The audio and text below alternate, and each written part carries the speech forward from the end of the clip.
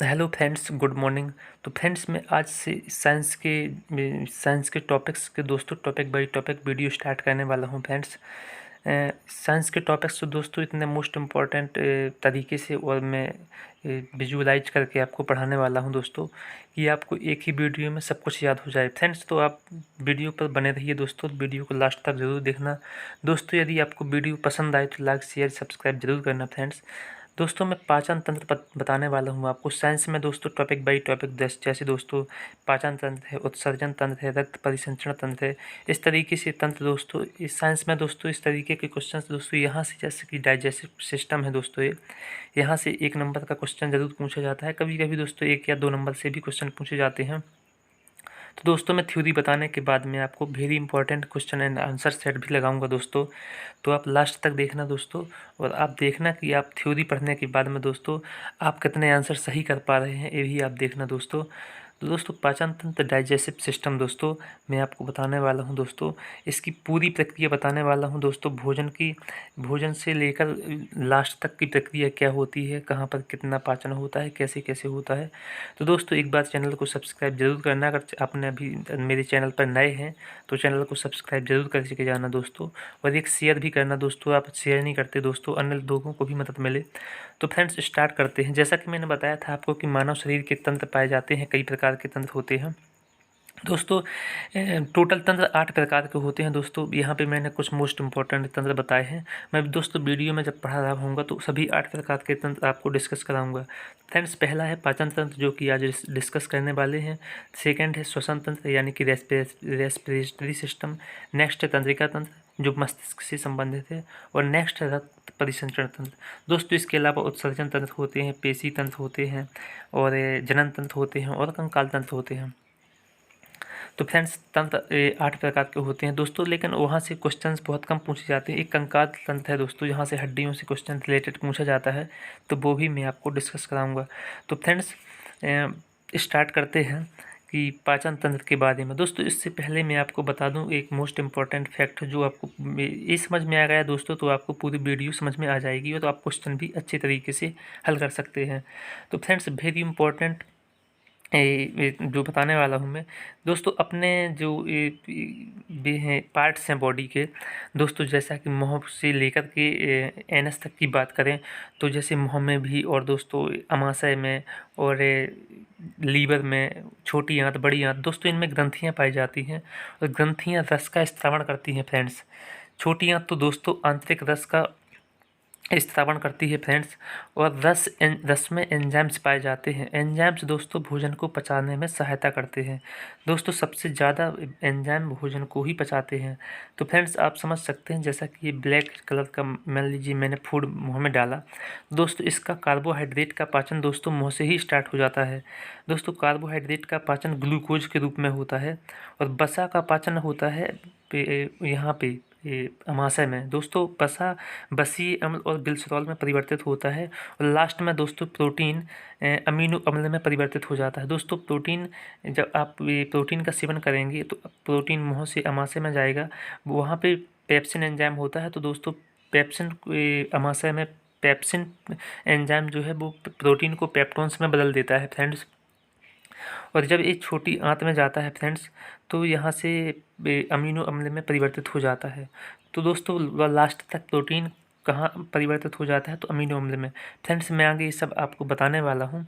तो दोस्तों स्टार्ट करते हैं।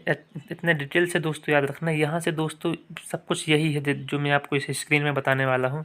तो दोस्तों मुँह से जैसे कि भोजन मुँह में गया दोस्तों, तो लार में टाइलिन नामक एंजाइम पाया जाता है फ्रेंड्स। मैंने बताया था कि सब कुछ एंजाइम का ही खेल है यहाँ पर। तो कई बार डायरेक्ट क्वेश्चन पूछा गया है कि लार में कौन सा एंजाइम पाया जाता है, तो आपका आंसर होगा टाइलिन दोस्तों। ये स्टार्च यानी कि दोस्तों कार्बोहाइड्रेट, और इसे माड भी बोला जाता है, तो स्टार्च का पाचन करता है दोस्तों। स्टार्च को ए माल्टोज में परिवर्तित कर देता है। कहीं कहीं यहाँ पे मार्ट लिखा है फ्रेंड्स, तो मार्ट को माल्टोज में परिवर्तित करता है, यानी कि मार्ट को कन्वर्ट करना है किसको, माल्टोज में। तो दोस्तों मुंह में जब भोजन पीसते हैं तो जब मीठापन आ जाता है तो वो माल्टोज में परिवर्तित हो जाता है। माल्टोज दोस्तों हल्का मीठा होता है। फ्रेंड्स जब ये आहार नली यानी कि ग्रसनी में जाता है दोस्तों, ग्रसनी की लंबाई होती है 10 इंच लंबी होती है ग्रसनी, जो हमारे अमाशय से जुड़ी होती है, जो हमारे भोजन को दोस्तों अमाशय तक लेके जाती है। और इसकी लंबाई कितनी होती है, 10 इंच। किसकी, भोजन नलिका, जिसे ग्रसनी भी बोला जाता है। फ्रेंड्स जब भोजन ये ग्रसनी के द्वारा अमाशय में पहुंचता है तो दोस्तों अमाशय एक थैलीनुमा रचना होती है, संरचना, जिसकी दीवारों पर दोस्तों गैस्ट्रिक ग्रंथियां पाई जाती हैं और एक गैस्ट्रिक अम्ल का उत्पादन करती हैं दोस्तों। गैस्ट्रिक अम्ल भोजन का एक मुख्य अवयव प्रोटीन को पेप्टोन्स में बदलता है दोस्तों। ये आप यहाँ पर देख पा रहे हैं, बगल पर दीवारों पर गैस्ट्रिक ग्रंथियाँ यानी कि जठर ग्रंथियाँ पाई जाती हैं दोस्तों। अमाशय की प्रकृति अम्लीय होती है फ्रेंड्स। यहाँ पे HCl अम्ल पाया जाता है दोस्तों। कई बार क्वेश्चन पूछा गया है कि अमाशय में कौन सा अम्ल पाया जाता है, तो आपका आंसर होगा हाइड्रोक्लोरिक अम्ल HCl। और दोस्तों गैस्ट्रिक ट्रैक्ट में एक पेप्सिन पाया जाता है, एक रेनिन पाया जाता है, पेप्सिन एंजाइम और रेनिन एंजाइम। दोस्तों पेप्सिन एंजाइम का मुख्य कार्य है कि प्रोटीन को पेप्टोन्स में कन्वर्ट करना। फ्रेंड्स ये पेप्सिन एंजाइम है जो प्रोटीन को खंडित कर सरल पदार्थों यानी कि पेप्टोन्स में परिवर्तित कर देता है। दोस्तों रेनिन का काम मैं भी बता देता हूँ, पूछा नहीं जाता, बट रेनिन जो दूध पीते हैं, जो हम दूध पीते हैं तो दूध की घुली हुई प्रोटीन होती है दोस्तों, कैसिनोजन। दोस्तों एक आपने नहीं पढ़ा होगा दोस्तों, ये बहुत डिटेल में है, जिसको नहीं पढ़ना तो वो ना पढ़े। पेप्सिन जरूर पढ़ के जाना कि पेप्सिन का कार्य होता है कि प्रोटीन को पेप्टोन्स में कन्वर्ट करना। फ्रेंड्स रेनिन जो दूध में घुली हुई प्रोटीन कैसिनोजन होती है, उसको ठोस प्रोटीन कैल्शियम पैराकैसिनेट में बदल देती है रेनिन। तो फ्रेंड्स आप याद रखना। अब चलते हैं दोस्तों, यहाँ लीवर देख पा रहे हैं आप, यकृत। दोस्तों जैसा कि कोई व्यक्ति जहरीले पदार्थ का सेवन कर लेता है फ्रेंड्स, या फिर कोई कोई जहर भी पी लेता है फ्रेंड्स, तो जहर जब किसी व्यक्ति की मृत्यु हो जाती है फ्रेंड्स, तो जांच में लीवर को ही चेक किया जाता है कि मृत्यु किस कारण हुई है। यदि लीवर अवशोषित करता है दोस्तों जहर को, तो लीवर किसको अवशोषित करता है, जहर को। तो फ्रेंड्स ये यकृत भी बोला जाता है, इसे जिगरा भी बोला जाता है। कई जगह दोस्तों सीधे किताबों में भी जिगरा लिखा होता है, या फिर क्वेश्चन भी आ जाए या लीवर आ जाए और यकृत आ जाए। तो फ्रेंड्स ये सबसे बड़ी ग्रंथि है, मानव शरीर की सबसे बड़ी ग्रंथि। ये भी क्वेश्चन डायरेक्ट पूछा गया है फ्रेंड्स कि मानव शरीर की सबसे बड़ी ग्रंथि कौन सी है। दोस्तों ये जैसे छोटे लेवल के एग्ज़ाम्स होते हैं, जैसा कि इंडियन आर्मी के एग्ज़ाम्स, तो दोस्तों इनसे नॉर्मल क्वेश्चन पूछा जाता है साइंस में कि मुंह में कौन सा एंजाइम पाया जाता है, टाइलिन एंजाइम। मानव शरीर की सबसे बड़ी ग्रंथि कौन सी है, तो यकृत ग्रंथि है। मानव शरीर की सबसे छोटी ग्रंथि कौन सी है, तो पिट्यूटरी ग्लैंड है, जिसे मस्तिष्क में पाई जाती है दोस्तों। तो ये पीयूष ग्रंथि भी उसे हिंदी में बोला जाता है फ्रेंड्स। यदि मानव शरीर की सबसे बड़ी अंतःस्रावी ग्रंथि पूछा जाए तो वो थायराइड ग्रंथि होती है। यदि अंतःस्रावी ग्रंथि पूछा जाए तो थायराइड ग्रंथि, नहीं तो आपका आंसर होगा सबसे बड़ी ग्रंथि कौन सी है, यकृत ग्रंथि। तो फ्रेंड्स आगे चलते हैं, यकृत का कार्य होता है और पित्त रस का स्त्रावण करना। फ्रेंड्स यकृत का कार्य होता है कि पित्त रस, यहाँ से बाइल जूस का स्त्रावण होता है दोस्तों। और बाइल जूस कहाँ पे जाकर मिलता है, पित्ताशय में। तो फ्रेंड्स पित्त रस का स्त्रावण करता है यकृत। ये कई बार क्वेश्चन ये डायरेक्ट मोस्ट, जितना भी मैं डिटेल में यहाँ डिस्कस कर रहा हूँ फ्रेंड्स, हर एक क्वेश्चन पूछा गया है और पूछा जा सकता है आगे। और यकृत का कार्य होता है यूरिया का निर्माण करना। फ्रेंड्स आगे जब भोजन हमारे अमाशय से दोस्तों 3 से 4 घंटे अमाशय में भोजन रुकता है दोस्तों। हमारा भोजन जब अमाशय से निकल कर छोटी आंत में मिलता है, पक्वाशय जिसे बोलते हैं दोस्तों, जहाँ पर मिलता है, तो दोस्तों वहाँ से आकर बाइल जूस मिल जाता है। बाइल जूस दोस्तों क्षारीय होता है और हमारे भोजन अमाशय में अम्लीय होता है दोस्तों। जब बाइल जूस मिलता है तो भोजन को क्षारीय बना देता है और भोजन को डाइजेस्ट करने की क्षमता बढ़ जाती है दोस्तों। भोजन जल्दी जल्दी पचने की क्षमता बढ़ जाती है जब बाइल जूस मिलता है। फ्रेंड्स जब बाइल जूस मिलता है और इसके बाद में दोस्तों अग्नाशय होता है, जो अग्नाशय रस मिलता है जहाँ पर दोस्तों, ये आप देख पा रहे हैं ब्लू कलर में लाइन से, और यहाँ पर अग्नाशय लाइन से गई है। फिर वहाँ छोटी आंत में हमारी अमाशय और अग्नाशय सब ग्रंथियाँ छोटी आंत में जाकर मिलती हैं। तो अग्नाशय में दोस्तों अग्नाशय रस में मिलता है और यहाँ पे दोस्तों ट्रिप्सिन एंजाइम पाया जाता है दोस्तों। वहाँ पे मैंने बताया था अमाशय में कि पेप्सिन एंजाइम प्रोटीन को पेप्टोन से पेप्टोन्स दोस्तों होते क्या है, प्रोटीन के छोटे छोटे कण। तो दोस्तों जब ये अग्नाशय में जो अग्नाशय रस मिलता है, तो अग्नाशय रस में ट्रिप्सिन एंजाइम होता है दोस्तों, जो वहाँ पे अमाशय में पेप्टोन्स बना था, वो यहाँ पे अग्नाशय में दोस्तों अग्नाशय रस मिलता है, जहाँ वहाँ पेप्टोन्स को अमीनो अम्ल में बदल देता है। तो लास्ट तक प्रक्रिया क्या होती है दोस्तों, अमीनो अम्ल में बदल जाता है प्रोटीन। तो फ्रेंड्स, जब छोटी आंत में भोजन आता है तो यहाँ पर सबसे ज़्यादा भोजन का पाचन फ्रेंड्स छोटी आंत में ही होता है दोस्तों। जब छोटी आंत में भोजन, छोटी आंत की दोस्तों लंबाई भी कई बार हाई लेवल के एग्जाम्स में पूछा जाता है कि भोजन जहाँ छोटी आंत में सबसे ज़्यादा पचता है दोस्तों, 22 फीट लंबी नली होती है छोटी आंत में दोस्तों। सबसे बड़ी नली होती है, नाम इसका छोटी आंत है, बट ये सबसे लंबी होती है, बड़ी आंत से भी लंबी होती है दोस्तों। और जब छोटी आंत को इलियम भी कहा जाता है दोस्तों, यहाँ से आंतरिक रस निकलता है दोस्तों, यहाँ से बड़े बड़े अणुओं और रसों को छोटे अणुओं में विखंडित कर दोस्तों अवशोषण करके खाना बड़ी आंत में ट्रांसफर कर देता है फ्रेंड्स। दोस्तों, जब भोजन छोटी आंत से बड़ी आंत में प्रवेश करता है दोस्तों, तो बड़ी आंत में दोस्तों ज़्यादा देर तक भोजन नहीं रुकता है। बड़ी आंत दोस्तों यहाँ से जल और खनिज लवणों का अवशोषण करके दोस्तों एनस के द्वारा भोजन को बाहर निकाल देती है दोस्तों, गुदा के द्वारा। तो फ्रेंड्स, ये होती है पूरी प्रक्रिया दोस्तों। मलाशय में भोजन लास्ट जाता है और वहाँ से गुदा द्वारा मल के रूप में शरीर से बाहर चला जाता है।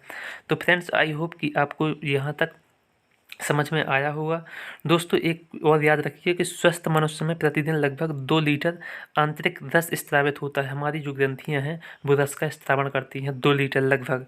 तो दोस्तों, आई होप कि यहाँ तक आपको समझ में आ गया होगा। बहुत डिटेल से दोस्तों मैंने समझाया है वीडियो को।